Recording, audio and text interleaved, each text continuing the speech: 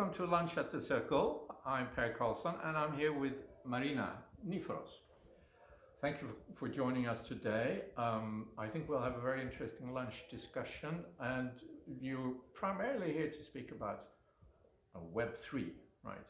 That is correct. Yeah, we had Web 2.0, and now we have Web 3. So in a few words, what is Web 3? Well, first of all, let me thank you for your invitation to speak here, and I hope that we'll be able to clarify a little better, because most people are confused as to what the Web 3 is, and that is because it has not settled yet. So I would say in its present form, the Web 3 is basically a combination of decentralized finance, which is a use case that has existed now for a few years, digital services that sort of provide, if you want, the shovel for this gold rush, so all the infrastructure services for the decentralized finance world. And then it's also starting to come into four more, let's say, traditional sectors, such as gaming, retail, fashion, that are looking more into a phygital, sort of a combination of their existing real world business with extended realities and sort of connecting with either their customers or the supply chains through this decentralized world. Okay, so one of the words which is often connected with Web3 is blockchain. Is that one of the fundamental building blocks of it, or how do they two go together? Yes, so they're not synonymous. Like Web3 is not just blockchain, but given its nature of trying to move into more decentralized business models, blockchain is a central part of Web3. The metaverse is mostly also empowering that with VR and alternative reality. But blockchain, because of its capabilities of providing a truly decentralized, basically cutting out intermediaries, yes, it's a big part. And obviously, it's a big part also of the financial aspect with cryptocurrencies and tokens that are sometimes an endemic part of the new business models. Right, so I mean, you mentioned cryptocurrencies and blockchain. What people think about mostly when you talk, say, blockchain is cryptocurrencies, which is a little bit out of fashion right now with Sam Bankman-Fried and all that.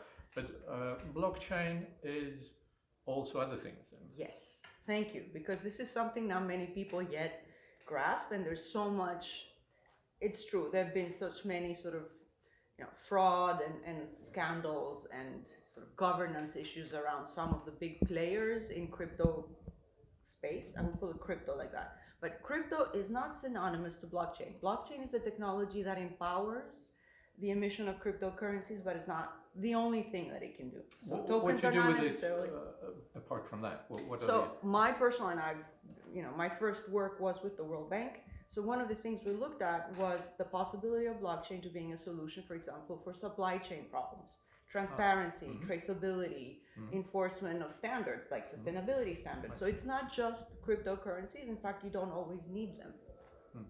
Now, you mentioned another thing that I wanted to take up with you, sustainability. I understand you're also very much involved in sustainability issues and climate change issues. In what way are you involved in that? What's the important things for you in that? Okay, so the mining of cryptocurrencies has been really under attack because of the extreme consumption of energy, or at least alleged extreme consumption of energy. Some people debate it, saying that centralized data centers are also very energy consuming, but not many people know about it. In any case, I won't debate whether it's good or bad. It's true that they consume a lot of energy. My sort of main strategic interest, and also as an investor, not only as someone who works, let's say, on the policy side of things, is that we could be using blockchain to solve some of the problems that we have in terms of taking climate action. For example, I mentioned before sustainability standards. We have a lot of motion for companies to do scope 3 without having mechanisms such as blockchain that can actually provide kind of a commonly shared registry that can be consulted by multiple stakeholders at the same time and maintain the veracity of the data. It's very difficult for any company today to be doing scope 3. So one of the biggest challenges, the way I see it, with climate change, particularly scope 3, is measurability. Yes.